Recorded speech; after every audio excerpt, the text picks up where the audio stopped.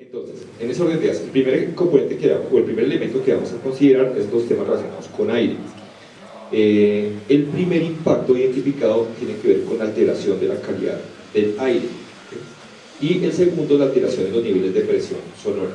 Para efectos de este proyecto, pues nosotros tenemos dos plantas de asfalto que van a estar instaladas en el área de influencia del proyecto. Plantas que van a tener evidentemente que es necesario tramitar su permiso de emisiones atmosféricas. Pues no sé si al respecto alguien tiene algún comentario sobre este impacto.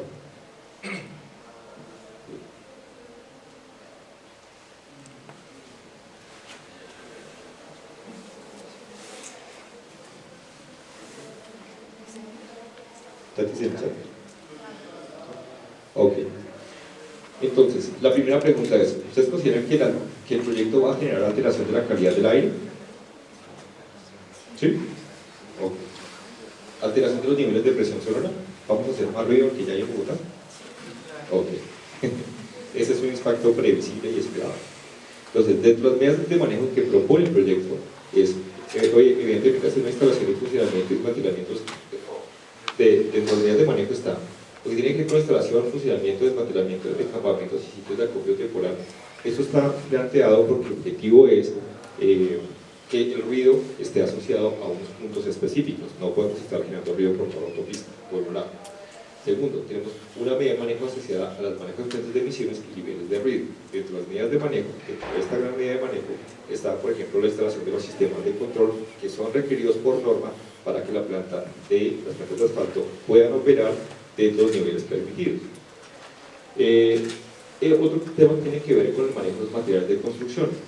En este entran dos actividades, tanto en los sitios de acopio, que tiene que ver con los temas de tapar el material para evitar que por un lado se lo lleve el viento, en este caso que es el material particulado, que pueda alterar la calidad del aire, y por el otro lado, lo que tiene que ver con equipos, que por un lado están los temas asociados a las revisiones técnico-mecánicas, mantenimientos preventivos, mantenimientos correctivos, para evitar que siempre todos esos equipos y maquinaria estén operando dentro de la norma y no tenemos más contaminación de la que ya hay en Bogotá. Vale la pena recalcar que la calidad de Bogotá es crítica, la calidad de aire es bastante regular, que la idea no es aumentar lo que ya está en el distrito.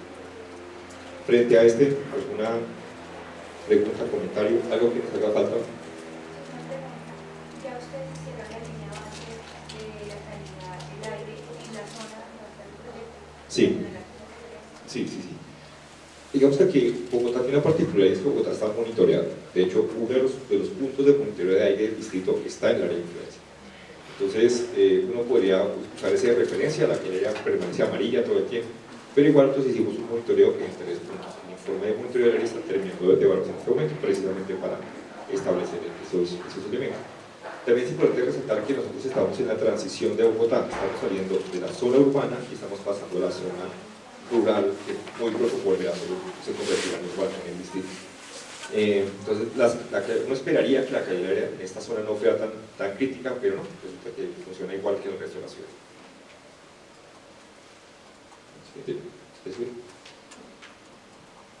Listo. El siguiente es el componente geosférico. Aquí tenemos identificados 3 impactos. El primero, la alteración de las condiciones geológicas del área de influencia. El segundo, la alteración de la geoforma o las formas del terreno.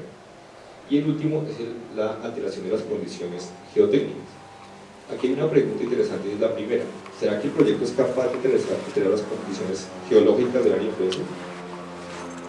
No, ese impacto no va. Eso aplicaría si no fuéramos de un túnel, fuéramos a romper una montaña, pero en este caso vamos a aprovechar una infraestructura vial que fue construida bien, regular o mal, en los años 50 para desarrollar un proyecto obviamente funcional y solucionar el problema en el distrito.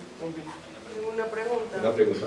Sí, porque dicen que no las van a alterarse, de todas maneras van a cambiar lo que va a estar sobre el suelo en el separador vial. El separador vial hoy es una infraestructura permeable, que es un suelo orgánico donde hay cobertura vegetal, y se va a ampliar los carriles a esa zona. Tú vas a hacer remoción de cobertura hasta ese punto, vas a remover suelo, se va a infiltrar menos agua, entonces sí vas a cambiar el suelo en esa área. De pronto la extensión no va a ser muy grande, pero sí vas a tener un impacto en ese suelo.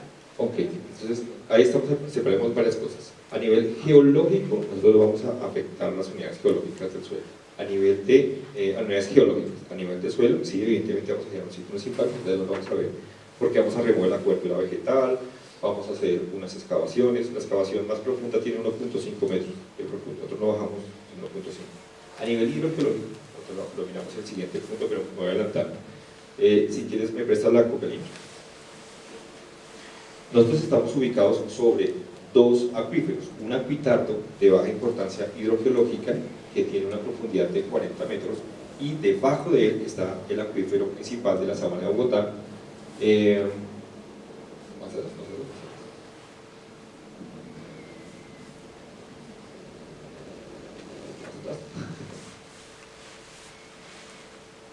Ahí, baja. Listo. Entonces, miren, esta zona de color amarillo corresponde al acuitardo, que es de menor importancia hidrológica. Este acuitardo tiene una profundidad de 40 metros y está conformado por arcillas, por lodos, por materiales sumamente impermeables. Este acuífero es de baja importancia hidrogeológica y no es aprovechable económicamente hablando. ¿Por qué? Porque la velocidad del flujo del agua en este material es muy lenta. Entonces, el impacto sobre este es mínimo. Ahora, por debajo de este se encuentra el de mayor importancia hidrogeológica, que es el acuífero profundo, que descarga directamente sobre el río Bogotá, que para poder captar agua, ahí es donde están los puntos de captación de agua, hay que bajar más de 40 metros, que pozos profundos de 200 y bola de metros. Entonces el proyecto, una excavación de 1.5, el impacto que va a ser sobre aguas superficiales realmente es mínimo. Sí va a haber un impacto evidentemente, pero es muy bajito, dadas las características de donde estamos. Por un lado. Por el otro lado, el corredor vial es un relleno.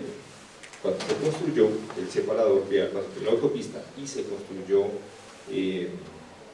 Divito, lo que se hizo fue que el material se depositó sobre el material original. Para efectos, por ejemplo, de arqueología, les tocó bajar por todos esos materiales, incluyendo materiales de demolición que fueron ilegalmente dispuestos, atravesar todos esos materiales y poder bajar, no recuerdo, ¿metro y medio? 1,20 para poder llegar al objetivo. ¿Listo? Entonces, desde el punto de vista geológico, no. Lo otro sí, pero los impactos son. Ahora, la geoforma del terreno sí la vamos a afectar, evidentemente, vamos a cambiar esa conformación de ese terreno, independientemente de que haya sido antropizado, pues ese sí lo vamos a afectar. Y las condiciones geotécnicas, pues vamos a tener una vía levantada, entonces hay que hacer unos temas de estabilización para que la vía se mantenga.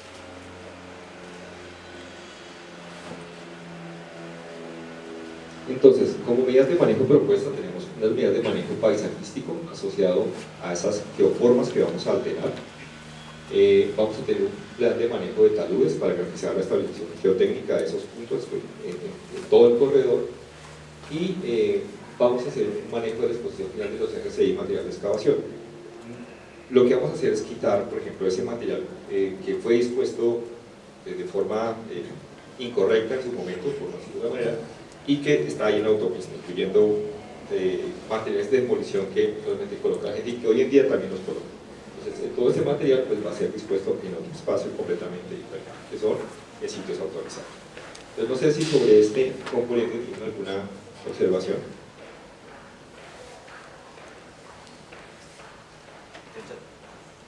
La señora Laura Botero tiene levantada la mano. Dale.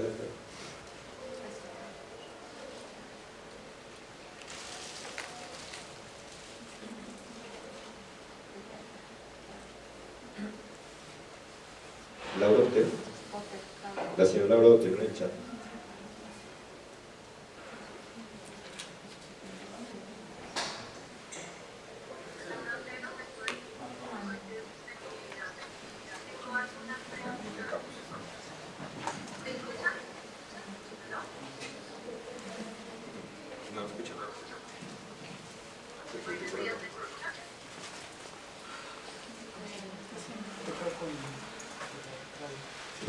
Señora Laura, ¿se puede digitar su pregunta?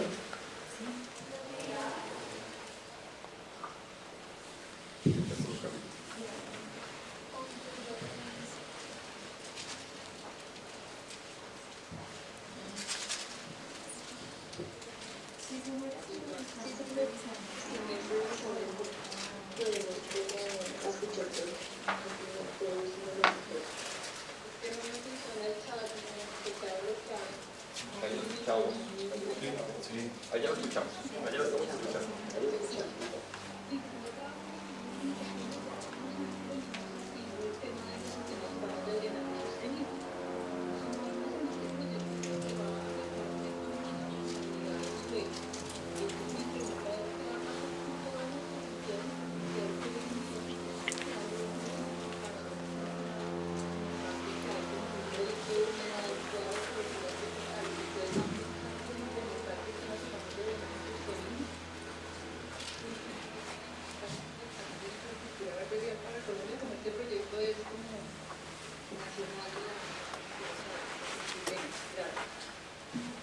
Ok, entonces vamos por partes. Con respecto al tema del drenaje, la autopista norte, como funciona hoy, la autopista norte fue construida con un sistema de drenaje que se llama por desbordamiento. ¿Qué significa esto? Que ella se inunda básicamente y desborda por unos zanjones. ¿No se me escucha? Ahora sí ya. Resulta que la autopista funciona de la siguiente manera. Entonces el agua funciona, el agua desborda la autopista y se mueve ya sea hacia los canales de Torca y Guayparal o hacia el centro del separador. Resulta que en el separador hay unos canales de drenaje, canales que no necesariamente funcionan. Por eso en algunas zonas del separador, que es infraestructura vial, hay encharcamientos y como lo señalaba la señora Laura, se presenta, pues digamos, después de tantos años, pues termina generándose vegetación de condición acuática. Sin embargo, pues así no debería funcionar la vía, porque ella debería ser capaz de evacuar el agua de forma eficiente hacia los canales y de esta manera evitar el encharcamiento tanto del separador, por un lado, como de la misma autopista, disminuyendo o mejorando su funcionamiento por un lado y disminuyendo los temas de accidentalidad y riesgos por la vía. Entonces, claro, para responder la pregunta, lo que va a hacer una de las labores de la autopista no es conectar los dos canales, sino garantizar que el agua que hoy se encharca no se siga encharcando y fluya de forma más eficiente. No obstante, asociado a eso, pues viene el plan de intervención en esas áreas. Que drene mal y que se haya acumulado el agua durante tanto tiempo, pues no significa que podamos entrar digamos, a afectar esas zonas. Entonces, para eso existe un plan de manejo para la fauna que hay en esas áreas y un plan de manejo para la flora, incluyendo los árboles que puedan existir en esta zona, incluyendo los temas asociados a compensación, que en este caso digamos, se van a implementar. Es importante señalar que no todos los árboles de separador se van a retirar. En la área de separador se necesitan tener árboles, dado que pues, es necesario dejar un área de protección al lado y lado para el corredor de ciclo. Ya que hablaste de eso, ¿cuál es el área? ¿Son 11 metros al lado y lado? Hay 11 metros al lado y lado de Tibito. ¿Quieres no?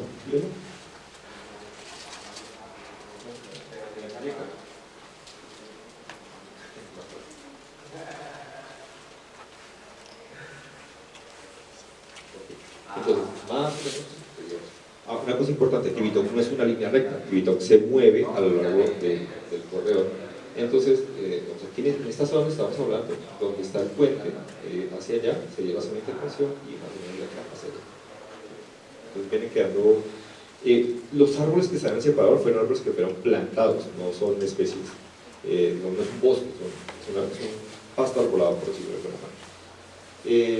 Entonces tiene un arreglo silvicultural, están a 4x4 y 5x5 dependiendo de la zona. Entonces, así es más fácil saber que van a quedar más o menos dos líneas de árboles al lado y lado del separador. Teniendo en cuenta que son 11 metros, ese sería el espacio.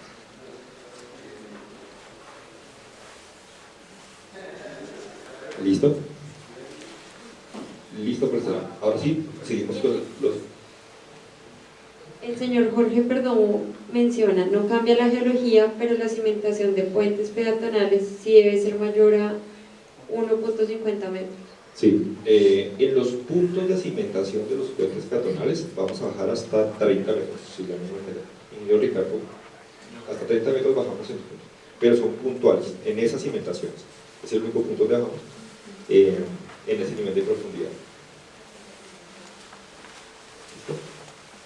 Bueno, aguas subterráneas. Entonces, alteración de la calidad del recurso hídrico subterráneo y alteración de la oferta y o disponibilidad de recursos hídricos subterráneos. Si bien es cierto, lo que hablábamos hace un momento, el proyecto, tanto el alcance que tiene, que son solo 5 kilómetros, y tanto el acuicardo, que es regional, como el acuífero es de alcance regional, y en un alcance regional de toda la zona de Bogotá, 5 kilómetros no nos hacen media. Sin embargo, sí existe un riesgo de causar estos impactos, así se habla. Entonces, ¿qué medidas tenemos planteadas? Entonces, el manejo de residuos sólidos convencionales y especiales, dado que pues el agua se va, en el caso del aquitardo, el agua se va a mover muy lentamente. Entonces, de disponer residuos contaminados sobre ese tipo de aguas, pues no es una muy buena idea. Manejo de exposición final de los RCD, entonces ese material se va a sacar de ahí, de hecho, es un efecto positivo, vamos a quitar los materiales que se están degradando, hay plásticos, hay concreto, hay una cantidad de cosas ahí que no debería estar ahí. Manejo de los cruces de cuerpo de agua y el manejo de residuos líquidos con registros industriales. Aquí lo mismo similar, nosotros no tenemos ni vertimiento en agua ni vertimiento en suelo. Entonces todo eso se va a llevar. Además, recordando el tema de los materiales que están en superficie, son arcillas, son lodos, entonces pensar que vamos a poder verter en suelo no tiene sentido, porque lo que tenemos es una gran piscina de agua que no funcionaría. Entonces no sé si sobre este aspecto tienen alguna pregunta. ¿No? ¿Listo?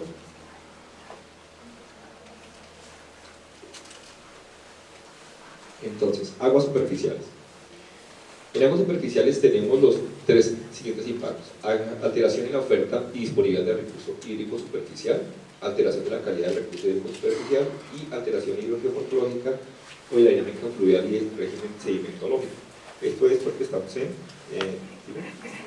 Cuando te refieres a manejo de cruces de cuerpo de agua, ¿a qué te refieres con esa medida? Eso es con todo lo que tiene que ver con los procesos de construcción de las obras hidráulicas, ¿sí? Para garantizar la no afectación o la mínima afectación sobre las dos áreas de reserva. Son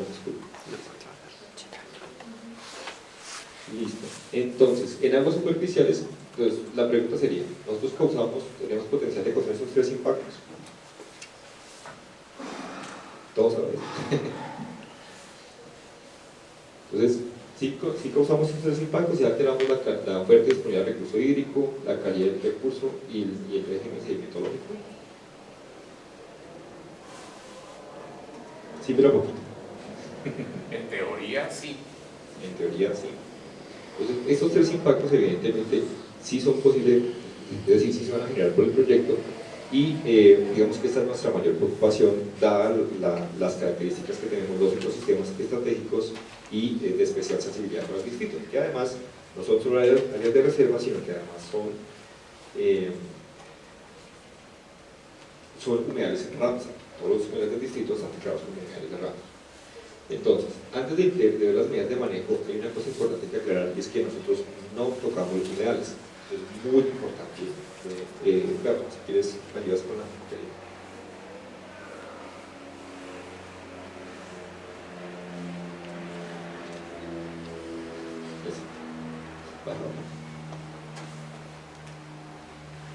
De la reunión de caracterización había quedado un compromiso de presentar cómo quedaba el proyecto con respecto a los humedales. Entonces, esa sería la posibilidad de ponerlo. Entonces, el proyecto, como bien lo tenemos ahí resaltado, el proyecto no se superpone sobre los humedales de Torque y Guaymaral. Estamos muy cerca, este es el área del cuerpo de agua de Guaymaral, y este sería el de Torque. Entonces, nosotros sí nos acercamos bastante, en este punto estamos bastante cerca, estamos aproximadamente el punto más cercano seríamos a 1.5 metros del canal, en este caso de Torque. pero no, es decir, no es que está el canal, que es esta línea que se ve aquí, y después del canal está el humedal. Es decir, nosotros estamos a 1.5 metros en el punto más cercano del canal, y el canal es un cuerpo de agua artificial, creado para el manejo de agua, la evacuación de agua, que fue construido en los 90 para evacuar el agua que inundaba el área de Vermenal. Entonces, esos canales son artificiales. Entonces, lo más cerca que estamos del humedal es al canal, no estamos sobre el cuerpo de agua. Siguiente, sin embargo, aquí, digamos, aquí se ve, esta línea roja se ve hasta donde llegamos. Detrás está el humedal, después sigue el canal y luego sigue ese talud y posteriormente seguimos nosotros. ¿Listo? Y ahí lo que se construiría serían los andenes y las ciclovías. ¿A qué distancia más o menos están del cuerpo de agua? Sobre el cuerpo de agua estamos como a 10 metros, más o menos. Ahora, sin embargo, hay un tema acá. Resulta que como área protegida sí estamos dentro de las áreas protegidas. Es una cosa diferente. Para quienes no conocen, este es un recuerdo un poquito de la primera reunión.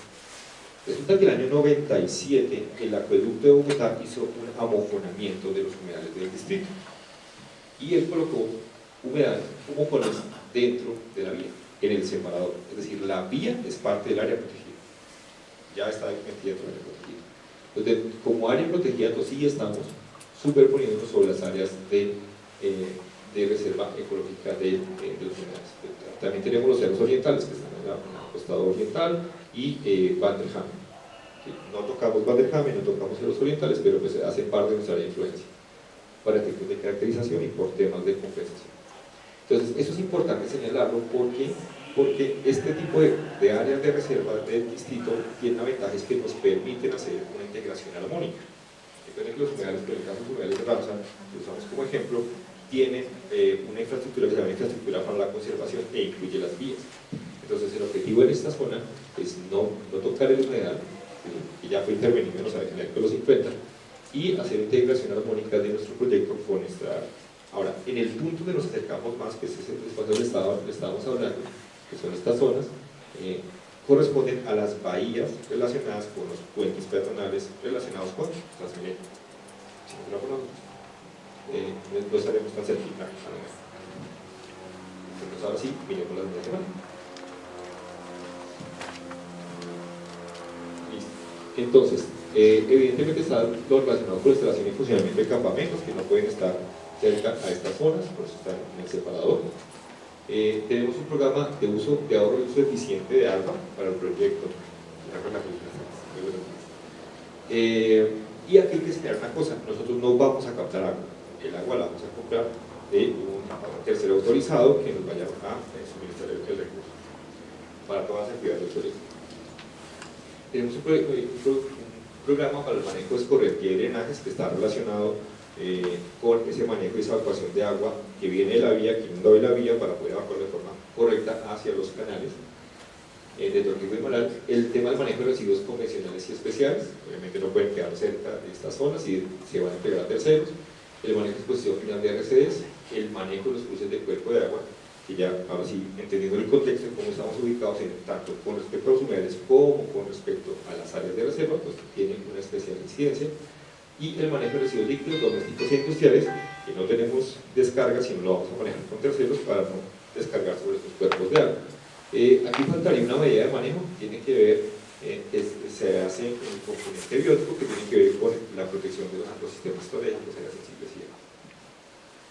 ¿Algún comentario sobre esta medida de manejo?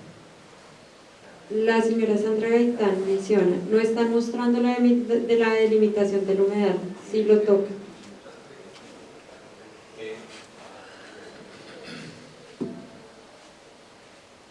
¿Tú lo quieres añadir? Sí.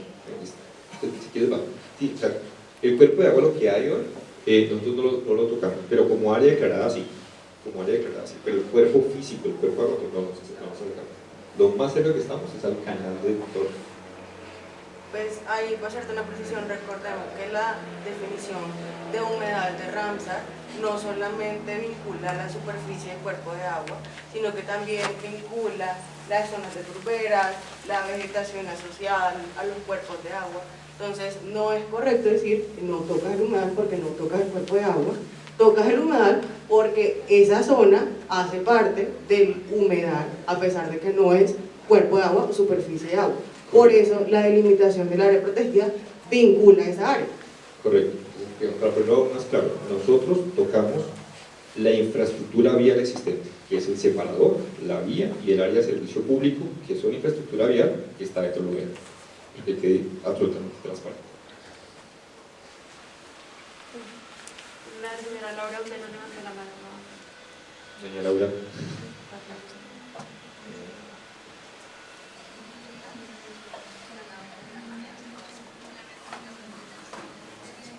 Sistemas urbanos de drenaje sostenible para mejorar la conectividad hidráulica y resistencia de los cuerpos de agua que están relacionados.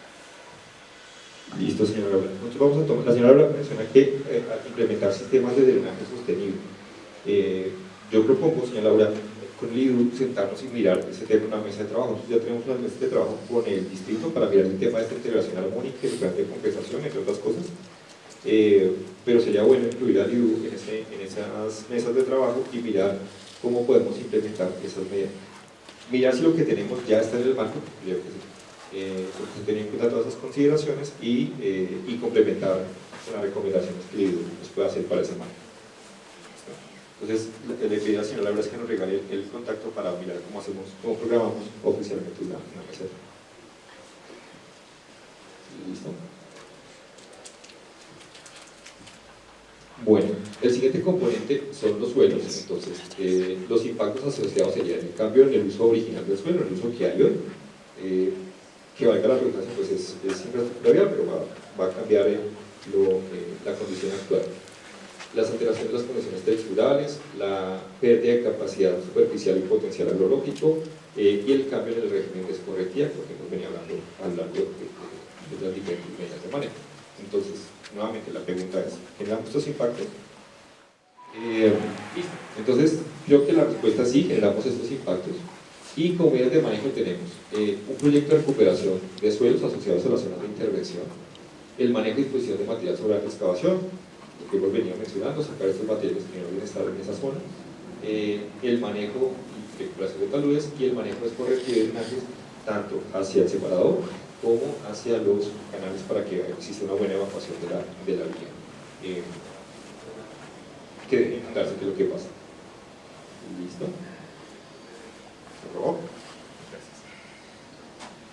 Siguiente tema, el tema del paisaje. Aquí quiero detenerme un momento y es a señalar una cosa particular que pasa en la autopista. El elemento visualmente o de mejor calidad visual de la autopista es el separador, porque no estamos cerca. Y el separador, pues lo vamos a intervenir. No podemos no intervenirlo, porque el no intervenirlo implicaría, ahora sí, no usar la infraestructura vial que está dentro de las áreas de reserva, sino meternos, ahora sí, a lo que queda de los humedales. Entonces, ese escenario no es posible. Entonces, sí vamos a hacer consideración visual del paisaje. Pues igual hago la pregunta, ¿hacemos alteración visual del paisaje? Entonces aquí tenemos dos medidas de manejo que falta una. La primera es el manejo paisajístico, que tiene que estar relacionado con la forma en que se va a intervenir el separador. Es decir, no podemos llegar, porque ya tenemos un programa amplio de trabajo, la idea no es llegar y tumbar todo el separador y dejar ese desierto, por decirlo de alguna manera, sino hacer una intervención progresiva, por un lado. Y por otro lado está el tema de compensación del paisaje. La otra semana tenemos especialmente con la Secretaría de Ambiente, también esta semana tenemos para hablar sobre este tema. Nosotros quisiéramos trabajar sobre los mismos humedales, en el tema de poder apoyar la implementación de uno de los programas que tiene los humedales. ¿Por qué? Resulta que la autopista se va a levantar. Entonces, algo que era invisible a los ojos de los usuarios, los humedales, hoy va a ser visible. No solo vamos a ver los humedales, sino vamos a ver los problemas de los humedales. Y uno de los problemas de los humedales es que hay residuos. La gente los usa para botar, lo cual no es bonito. Entonces la idea sería trabajar con la Secretaría para hacer esa compensación, pues también yo escribí compensación, Y poder trabajar con las comunidades, con el tema de sensibilización, o en algunos aspectos, dado que pues los humedales deberían tener una mayor relevancia, no solo para los usuarios de la vía, sino para los bogotanos en términos generales, que además son áreas declaradas como sitio raro. Entonces, no sé si alguien tiene alguna opinión sobre este impacto de esta medida de manejo.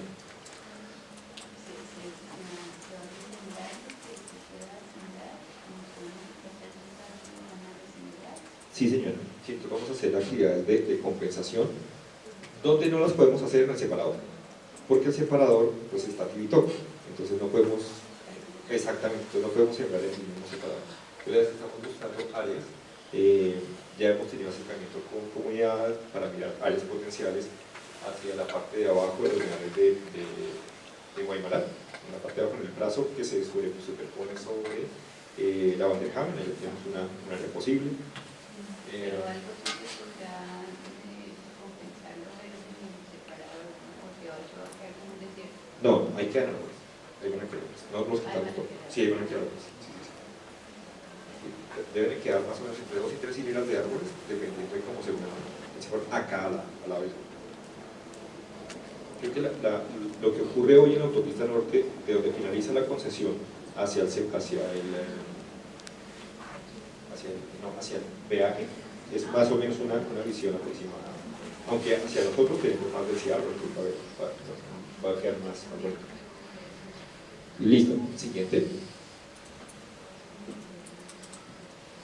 Entonces, en los temas relacionados con fauna silvestre, a pesar que estemos en una condición urbana, pues los impactos están relacionados con el cambio de la estructura y composición de las poblaciones de fauna silvestre a nivel local. El tema de la disponibilidad y condiciones de hábitat, que lo mencionaba, hoy el separador funciona como sitio de percha para las aves, tenemos purís, tenemos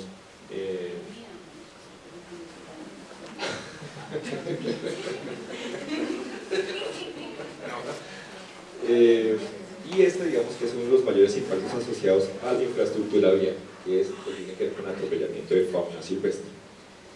Entonces, la pregunta es, ¿generamos estos impactos? ¿Tú tenías la mano levantada?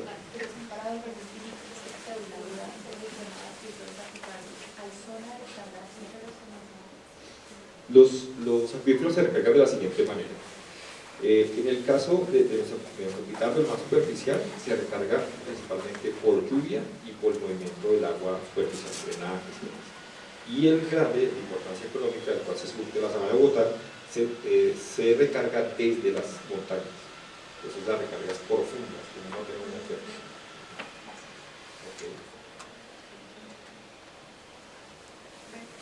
Disculpa, ¿y cuál es el nivel freático que se maneja en esa zona? A nivel de profundidad.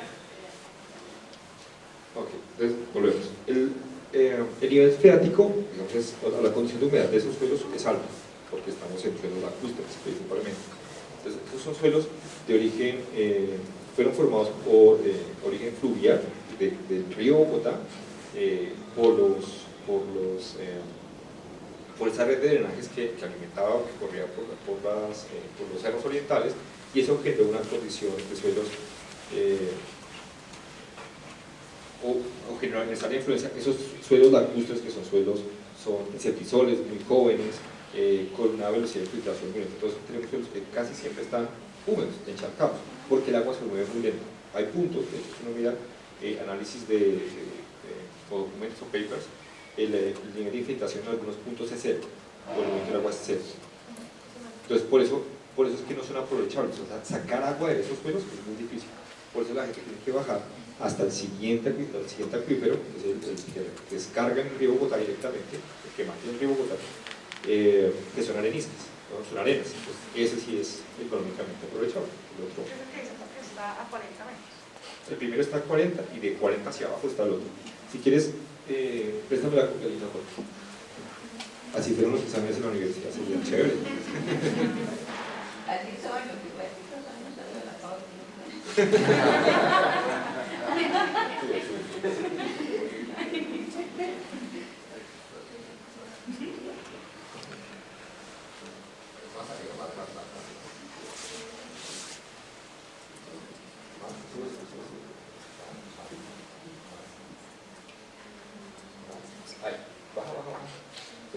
son nuestros perfiles geológicos. Nosotros utilizamos 160 pozos, si la memoria me falla, para hacer estas modelaciones y entender cómo funciona. Así que sube o baja, sube un poquito. Entonces, esta es la condición. Voy a cambiar.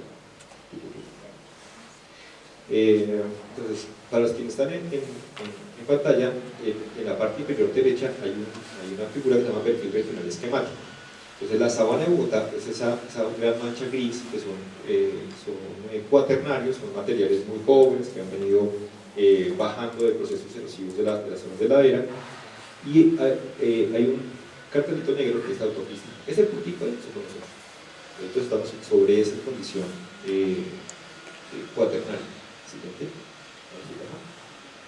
Entonces, esa línea, si nosotros vemos aquí al costado izquierdo, los perfiles litológicos que usamos, nosotros hicimos un perfil a lo largo de toda la autopista. Esa línea 1, que es el primer gráfico que está al costado derecho, ese es el comportamiento de la autopista, que estaría en la primera línea, que sería la parte superior. Y lo que vemos justo debajo de ella son estas condiciones de arcillas y lodos que corresponden a ese anfiteatro, donde el agua se mueve muy lento. De ahí que existan los humedales, porque eso sirve como recipiente para contener el agua.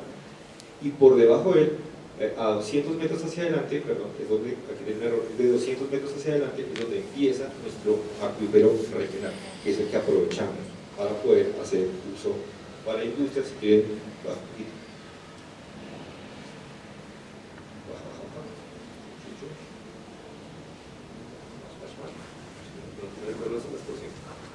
Así que devuelve un momento, aprovechamos, ya que tenemos esa diapositiva.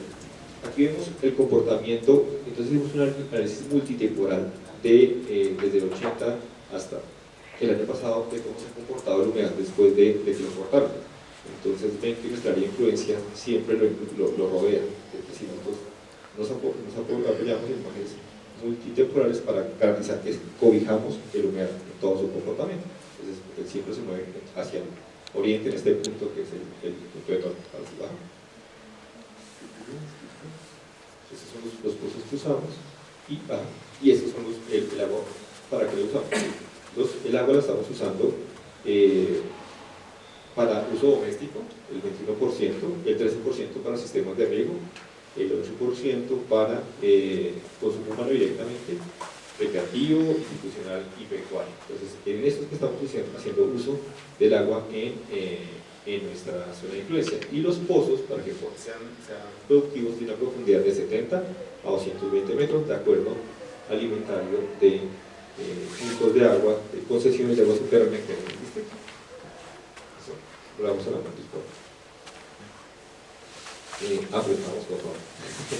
Pero bueno, eso es parte del ejercicio. Listo. Entonces, volviendo a los temas de fauna, pues aquí hay una preocupación especial. Aquí hay varias preocupaciones especiales. Voy a contar cosas particulares. Entonces, primero, a nivel de avifauna tenemos una muy alta población de aves. Evidentemente hay que hacer un manejo con esta avifauna, pero no podemos en un proyecto normal hacer ahuyentamiento libre y espontáneo, por decirlo de alguna manera, porque tenemos un vecino, que es el aeropuerto de Guaymaral. Y los principales usuarios del aeropuerto de Guaymaral son estudiantes que están aprendiendo ahora. Entonces, eso implica que tuvimos una mesa de trabajo con ellos para coordinar la forma en que vamos a hacer el ahuyentamiento para no generar afectación o riesgo a la operación del aeropuerto de Guaymaral. Entonces, no solo es los humedales, no solo es Tibito, pues todo. Entonces, teniendo en cuenta esto, aquí serían 3 Cs. Entonces, tenemos un plan de manejo de fauna que incluye las labores de ahuyentamiento, rescate, etc. En Bogotá, es importante señalar que existe un protocolo de rescate y ahuyentamiento, rescate y liberación.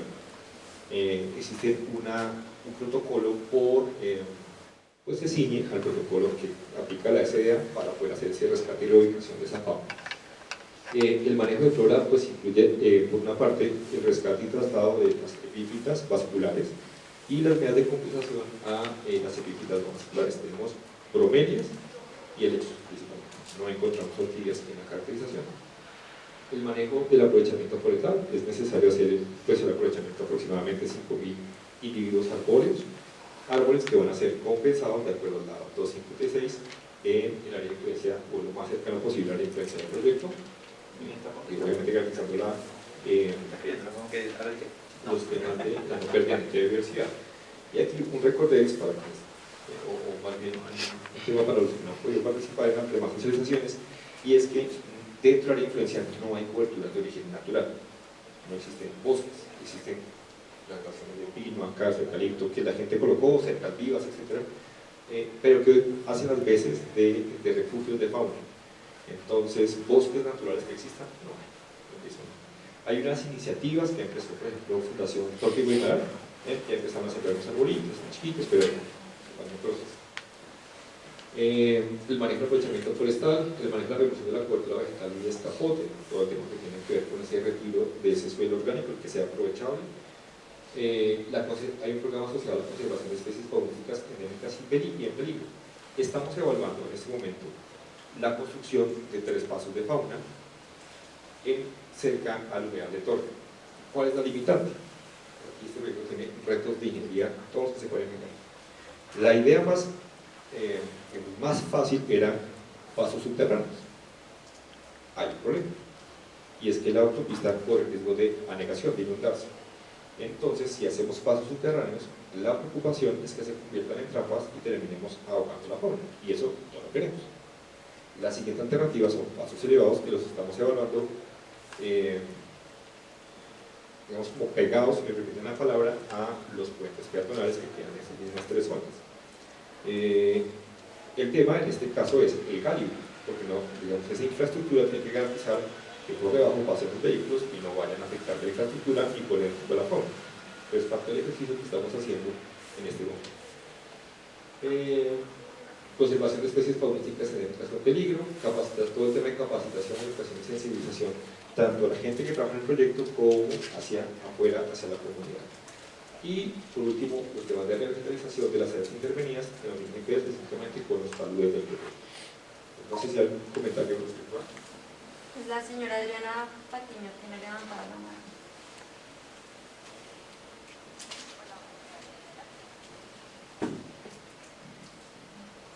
Sí, señora. Listo, buenos días para todos. Yo tengo personal de presentación a la justificación de impactos para fauna, que lo ha mencionado, que se está evaluando dentro de la propuesta de diseño de espacios de fauna que sean aéreos y subterráneos. Tienen que dar necesidad que uno de los impactos es la reducción de la conectividad o los riesgos, digamos, como de esos limitantes para el tránsito de la fauna. Entonces, eso sería uno de los impactos que deberían integrar en el caso, teniendo en cuenta que vamos a tener una creación de una vía que genera, pues, un aumento de esos factores interesantes que pueden limitar el tránsito de la fauna, y adicionalmente vamos a tener una reducción de la cobertura de los en el separador central, que significa, pues, una reducción de los espacios de vegetación, una reducción de la cobertura vegetal. Entonces, son 2 factores que pueden estar llevando a que la conectividad como tal en este sector pueda reducirse. Entonces, la idea es que llevar uno de los factores que deben estar complementando con esta norma. Listo. ¿Recuerdas el nombre? Adriana Patiño. Nosotros ese impacto lo tenemos contemplado más adelante, sin embargo lo vamos a tener en cuenta, y es, digamos, para resumir un poco, es el tema de la fragmentación y la conectividad. Evidentemente, lo que menciona tiene razón, nosotros pasamos de tener 3 a 5 carriles, y el espacio que hace esa infraestructura vial pues hace las veces de conexión entre los dos humedales, pues es el separado. Entonces sí, lo vamos a revisar si está dentro de fauna, o ahorita miramos los temas de cobertura, de vegetación, perdón, que me parece que está incluido, pero ya lo revisé. Para la restitución de fauna, ¿han tenido en cuenta la migración? ¿Lo sabes? Sí, digamos, aquí nosotros tenemos dos temas.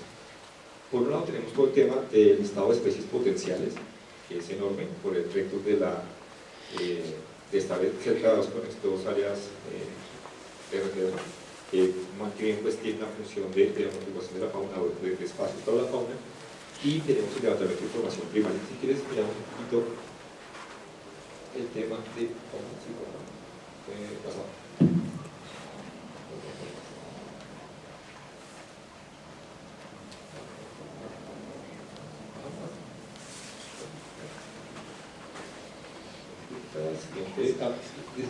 Un poquito, entonces, esto, digamos, de los hallazgos, estos son de los encuentros en campo. Entonces tenemos especies endémicas para los Andes a nivel de anfibios y reptiles, la radona sabanera y serpiente sabanera. ¿Sí? Estas las encontramos en separado.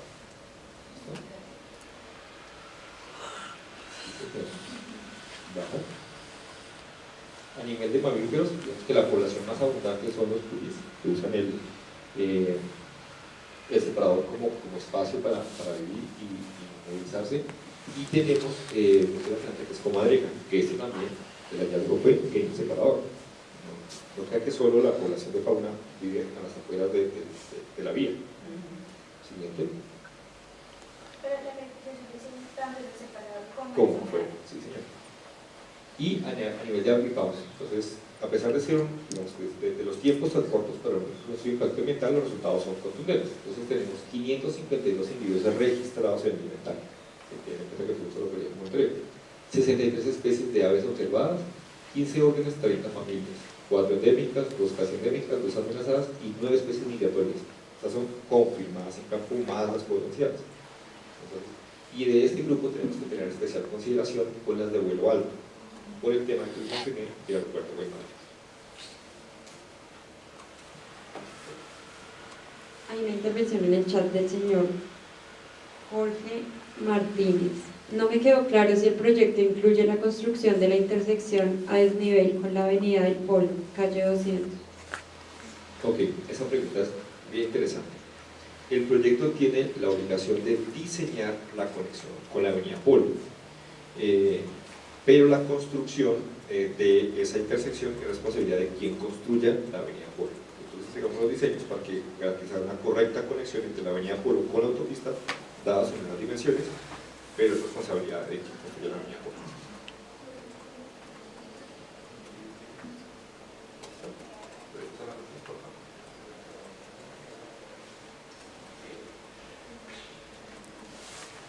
Bueno, el siguiente tema tiene que ver con los ecosistemas acuáticos y específicamente con el cambio en la calidad del hábitat acuático. Este es un impacto que así no queramos va a ocurrir. Evidentemente la medida de manejo es diseñando un programa de conservación de estos ecosistemas porque, digamos, nosotros no nos metemos a los humedales, eso es cierto. Sin embargo, nosotros servimos de tránsito del agua que viene del humedal, que va a pasar por obra y va a asociar a por un medio de manejo que está asociado al tema de las obras de ocupación de cauce para garantizar el menor impacto sobre los cuerpos de agua. Todos los puntos donde haya ocupación, donde haya, incluyendo los cuerpos de agua artificiales como Torque y Guaymaral, fueron monitoreados y tenemos inventario de la calidad del agua. Físico-química y bacteriológica como hidrobiológica, para ver por temas de perfito, fito, ventos, etcétera, etcétera, etcétera. No sé si frente a esto tiene algún comentario. Sí, hay peces. Nosotros, cuando hicimos el monitoreo, de hecho la vez pasada nos preguntaron sobre peces y sobre murciélagos. Sí hay una influencia, pero sí, peces sí. No los encontramos, pero sí. Pues hacen parte de estos espacios. Ahora sí, por la vegetación, entonces tenemos. Las vegetaciones de cauce son sobre los cuerpos naturales o también sobre los cuerpos. Están las ocupaciones sobre los cuerpos de agua, los que son naturales, las quebradas, que pasan la autopista, porque tenemos unos cuerpos de agua que no pasan la autopista. Unos porque llegan a los humedales, otros porque los desvían en algún momento y en la cartografía aparece, pero en la autopista no está. Y están los canales. ¿sí?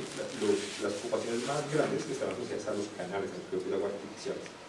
Y esos cuerpos de agua también los monitorean. Entonces, para monitorear exactamente. Y para la medida de manejo, como permiso, principio no necesitan porque son artificiales. Ok, entonces estamos en la vegetación. Entonces tenemos cambio la composición florística que incluye la unidad de la cobertura vegetal, así sea autorizada. Cambia la abundancia de las especies de flora silvestre, cambios en las poblaciones de especies de flora silvestre con una amenaza y alteración en los ecosistemas estratégicos sensibles y áreas protegidas. Ahora, para atender el comentario sobre fragmentación, no sé si estos 4 impactos engloban el tema de conectividad o si incluimos el tema de conectividad como un impacto independiente.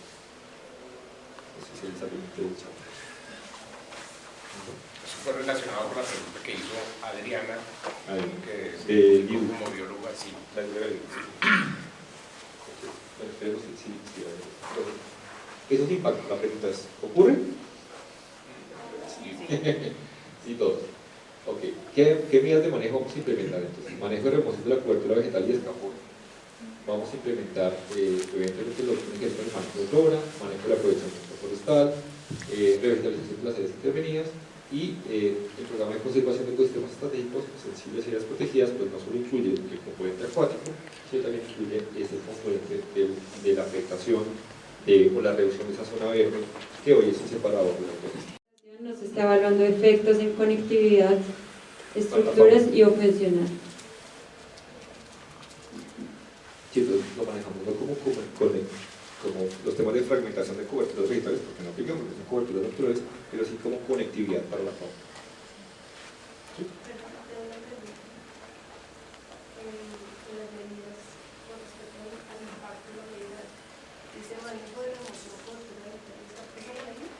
Sí, esta es una medida, manejo de eso es una medida. La medida de compensación ambiental, sí, claro, hay que agregar compensación. Sí, el manejo de la remoción de la cobertura vegetal y escapo tiene que ver con toda la operación. Ese tema es interesante. El manejo del aprovechamiento forestal tiene que ver con la forma que técnica y ambientalmente asegura la operación de tal. Yo me enfoco en tala dirigida, yo quiero tocar los árboles que tengo permiso para talar y no me va a llevar los que no quiero llevar. Los temas de seguridad operacional, etcétera, el tema de si dimensión o no dimensión. El manejo de la remoción de la cobertura incluye ya no solo los árboles, sino incluye la vegetación rasante, el tema de el descapote previo a las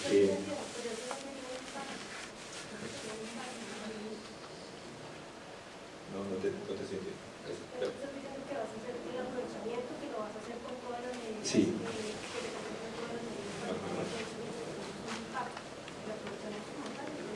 Sí.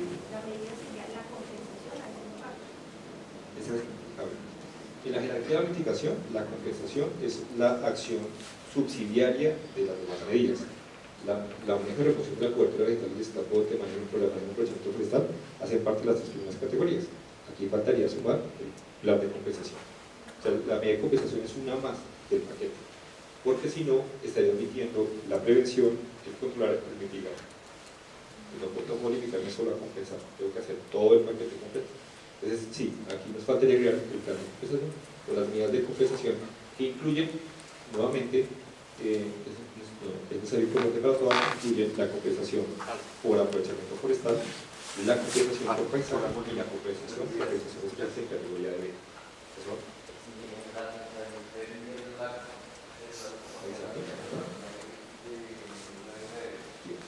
Para que quede ahí completito.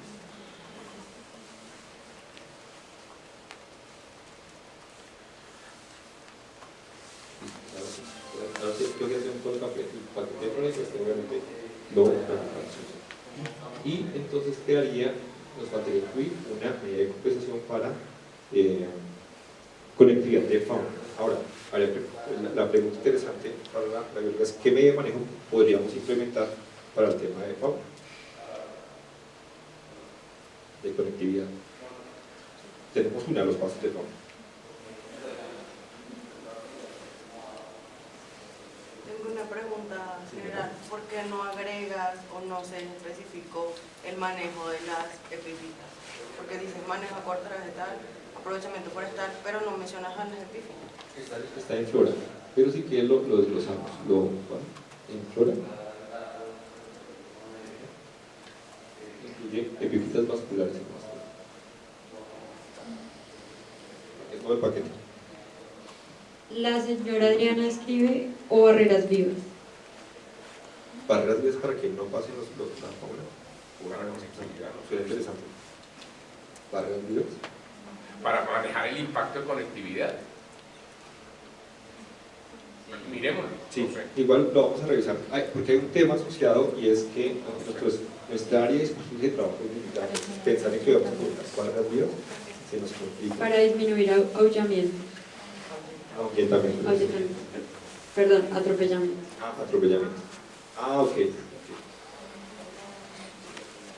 Para reducir la conectividad, que no haya tanto tránsito de especies o de especímenes, se reduce el atropellamiento, pero eso va encaminado a otro impacto distinto al de conectividad. Lo estoy pensando en borrador en un primer momento. No, porque igual usted puede hacer una barrera viva para dirigir, para conducir el movimiento de la fauna hacia el paso de fauna. Puede ser una medida complementaria al paso de fauna. Una cosa importante es que hoy, digamos que las estructuras que sirven para el paso de fauna son los box culvert que están construidos. Entonces, esa infraestructura, digamos que vamos a seguir aprovechando para el manejo de fauna. Y sí, digamos que es posible diseñar una estrategia para conducir la fauna hacia esos espacios, que es parte del análisis que estamos haciendo de si los pasos elevados están pegados, no es la mejor opción, pegados a los puentes peatonales, porque si yo tengo el puente peatonal, tengo la gente pasando, haciendo uso de la infraestructura social, y tengo que diseñar un sistema para que la fauna pueda conectar con esa infraestructura sin poner en riesgo a la fauna ni a los usuarios del puente y pueda pasar. Entonces, pero sí, habría que mirar esa alternativa, si se independizan, si se manejan, pero sí. Creo que esa sería la mejor alternativa para las especies de fauna. Ahora, en unidad funcional 6 la lógica es diferente, en séptimo, por ejemplo, porque aquí la especie se reportes de avistamiento hacia los humedales de venado, de zorro perruno, pero al otro lado no. Mientras que arriba en séptima sí tenemos todo, comadrejas, da las prácticas propias de la autopista, pero eso es en principio un poquito más fácil.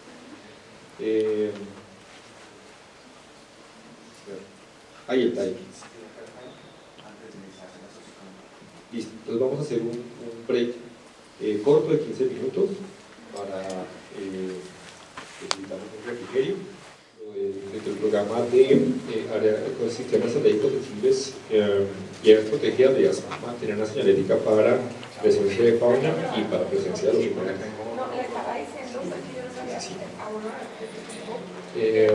Bueno, ahora ya pasamos al área socioeconómica y cultural, y el primer impacto que entonces consideramos es la modificación en la dinámica y en la estructura poblacional.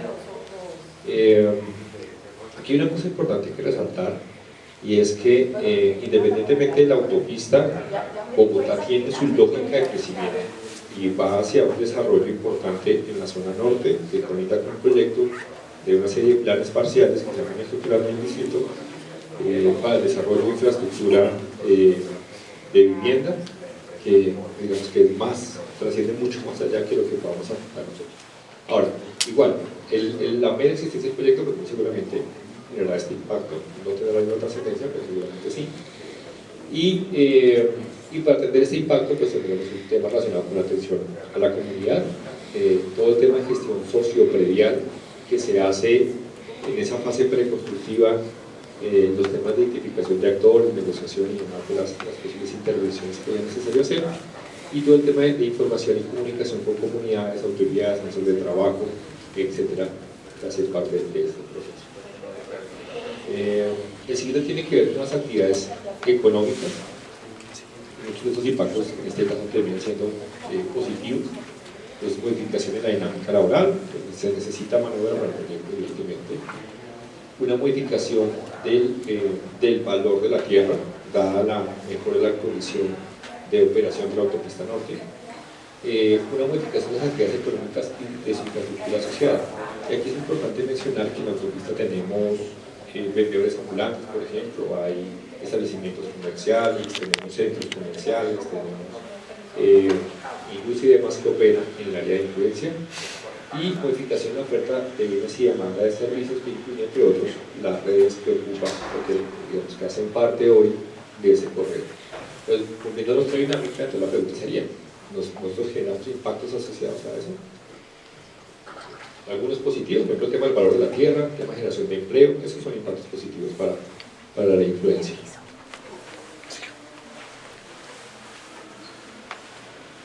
Sí, señora. Ahora en el tema de elecciones y costumbres, abordamos ese tema precisamente de los colegios, que es un actor, incluso vale la pena mencionar, la población que reside hoy en el corredor de la influencia socioeconómica, la población que vive permanentemente es menor a la población que se mueve. Tenemos una población flotante bastante interesante, derivada principalmente por una parte de los establecimientos de comercio, pero en otra parte de los colegios.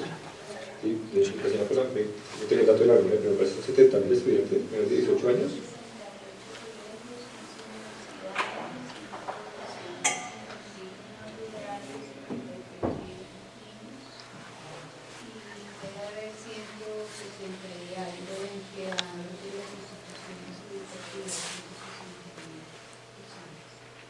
Entonces la población de colegios es una población interesante, tanto la que está dentro de esa zona de influencia como la que está por fuera, que no la abarcamos.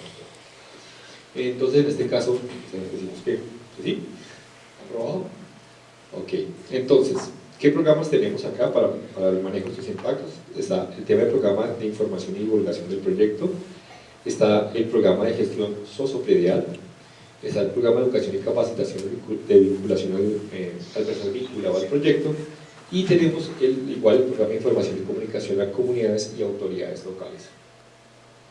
Aquí la señora Perla muy amablemente me tiene la copiarina. No por la no saber si no tiene el teléfono la señora Perla.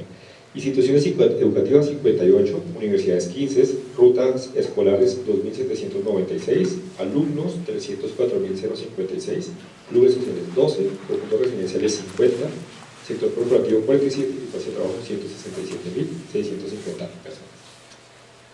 Entonces, una población flotante interesante. Listo por este lado. Entonces, todo sí. Listo. No hay preguntas en el chat, entonces seguimos con la siguiente. Tradiciones y costumbres. Entonces, digamos que el impacto aquí está asociado al cambio en los símbolos y tradiciones culturales. Evidentemente aquí tenemos una cultura más urbana, cambio en el uso social del suelo y modificación en la percepción de seguridad de las comunidades. Para estos tres aspectos, digamos, en el caso de modificación de percepción de seguridad de las comunidades, pues el aspecto sería positivo, dado que pues el separador constantemente está haciendo uso o está usado para efectos de habitantes de calle, que no son de seguridad y demás. Entonces, en este aspecto está el tema de cultura vial y participación comunitaria, y en este aspecto tocamos desde el punto de vista socioeconómico lo relacionado con nuestras áreas de reserva y con la fauna que está asociada a esas áreas de reserva. Entonces, desde capacitación, educación, sensibilidad y sensibilización a la comunidad, el tema de formación al personal vinculado, trabajamos hacia adentro del proyecto con esos temas y hacia afuera, hacia la comunidad. Y eso incluye también los temas de accidentalidad, seguridad vial, ciclovías en la vía, biciusuarios en la vía, etcétera, etcétera. Todo el tema de accidentalidad hace parte de ese gran componente. Está todo el tema de atención a la comunidad, peticiones, quejas y reclamos, y el programa de información y divulgación. No sé si sobre esos aspectos hay alguna inquietud.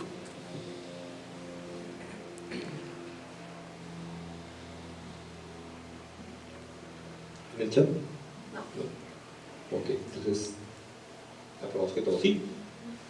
Y pasamos a la organización comunitaria.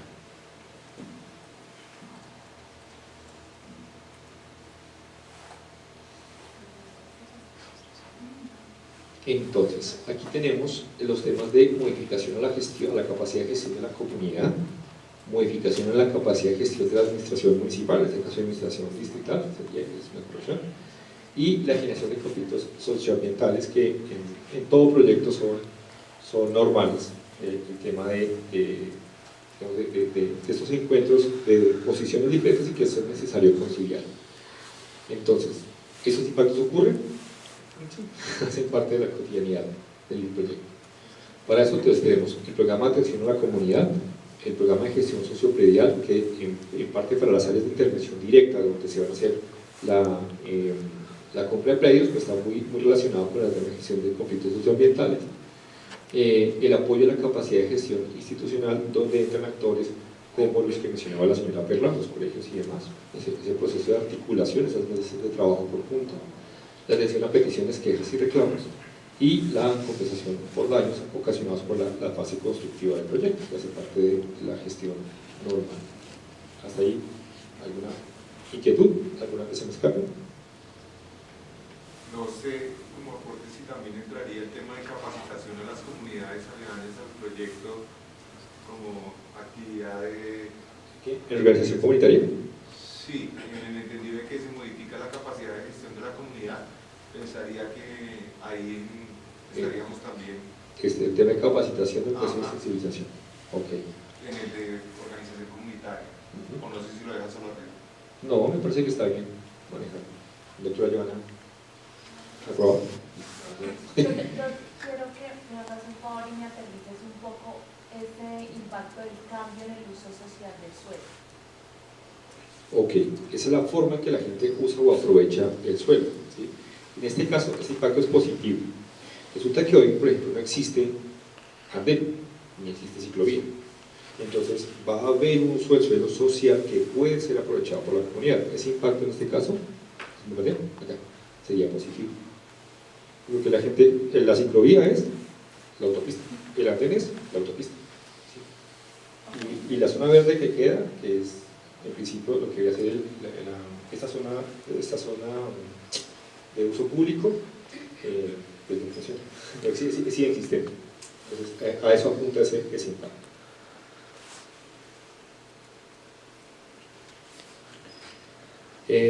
Listo, el siguiente serían servicios públicos y sociales, entonces, modificación de demanda y oferta de servicios públicos y sociales, y la modificación a movilidad vial, infraestructuras, seguridad y conectividad, tanto para las personas que viven como para quienes usamos la autopista norte, incluyendo la población flotante.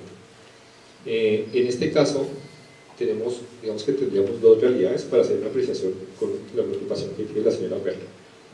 Una cosa es la realidad constructiva y otra cosa es la operación. Entonces, hay una realidad que se va a sufrir desde el punto de vista de la construcción del proyecto. Por eso el proyecto necesita un plan de manejo de tráfico para operar de la forma más eficiente posible mientras se construye, y otra cosa es cuando ya estemos gozando de los 5 carriles, todo funcionando, los retornos elevados y demás. Entonces, esas son, digamos, dos particularidades. Entonces, en el tiempo tendrá un momento que no es tan positivo, pero al final se espera que sea positivo. Sobre esto, sobre esos impactos, alguna. Es que lo importante me parece a mí es que como son 2.000 y tantas rutas escolares, que tengan en cuenta cuando hagan los PMTs que en las horas entre las 5:30 de la mañana y las 9 de la mañana pues sea menos complicado el tráfico para las rutas escolares, ¿no? Listo. Igual creo que vamos a tener una mesa de trabajo específicamente para eso, con esos actores sociales para poder abordarlo de forma más precisa. Perfecto, entonces tenemos los temas del proyecto de atención a comunidades. Tenemos una actividad con una medida de manejo relacionada con la señalización de los frentes de obras y sitios temporales, que si bien están dentro del separador, pues es necesario que la gente los tenga identificados, y el tema de manejo de la infraestructura de predios y servicios públicos y el manejo de redes, que cuanto hay, asociado a esa infraestructura de servicios públicos que nosotros vamos a intervenir. Están trabajando ya con el lago de Torta, porque como este es un proyecto enorme para este lado de la ciudad y no hay alcantarillado, no hay puntos de cosas, pues están trabajando de la mano con el lago de Torta en ese espacio de servicio. Pues, muchas seguramente se va a desarrollar, ya se sabe del alcance del proyecto. Nosotros somos responsables de la infraestructura existente, de las redes que existen, húmedas, secas, pues es nuestra obligación darles un manejo acorde al proyecto. Lo que venga este porvenir, pues se acoplará a medida que vaya llegando. Y por último, tenemos los elementos de los antepasados, que es la alteración del patrimonio arqueológico. Si bien, digamos, en este caso el potencial es bajo de la arqueología, del potencial arqueológico, y esto es en parte debido a cómo se construyó la autopista originalmente.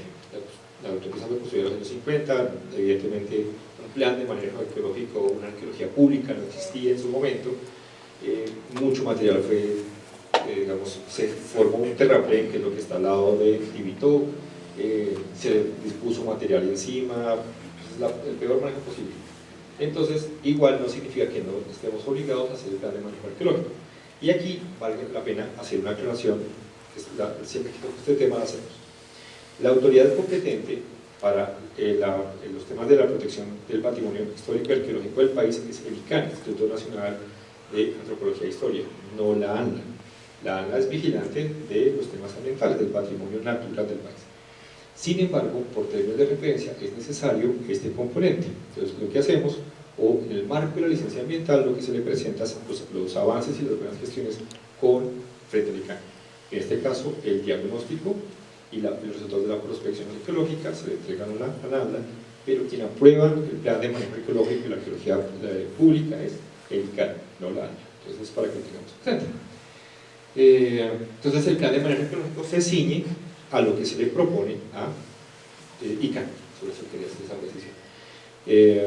Y en este caso, así sea muy incipiente el potencial o haya sido afectado en su momento, pues también lo consideramos como un impacto posible.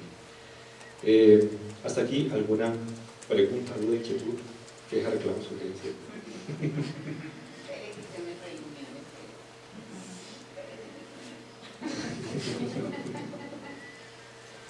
Con cariño, señora, pero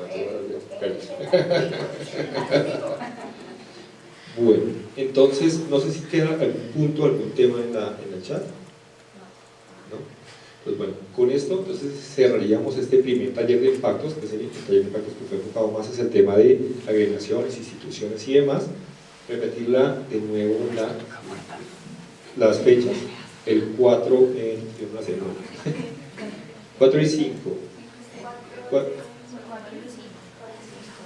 4 en Guaycaní y 5 en Pervenaldos. Entonces, en los salones comunales, con las comunidades, sí señor. La presentación queda disponible en la página web para que pueda ser descargada todo. Queda disponible la presentación, la grabación de este taller, el acta que se fue desarrollado, que fue la aprobación de los impactos, y todo queda disponible para consulta. ¿Listo? En la página web pueden encontrar las socializaciones de la primera a la última socialización, todas, de la primera a la última presentación, todas las actas de la primera a la última con todos sus soportes. Entonces, el proyecto es un proyecto 100% abierto a la comunidad, presencial, virtual, como quieran. Aquí son bienvenidos con los brazos abiertos. Si no, no es posible el proyecto. Si la comunidad no es posible el proyecto, es así de sencillo. Esa es la realidad.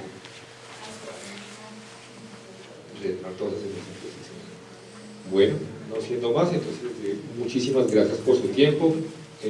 Sacar tiempo en Bogotá no es fácil, y les deseo un muy feliz día a todos.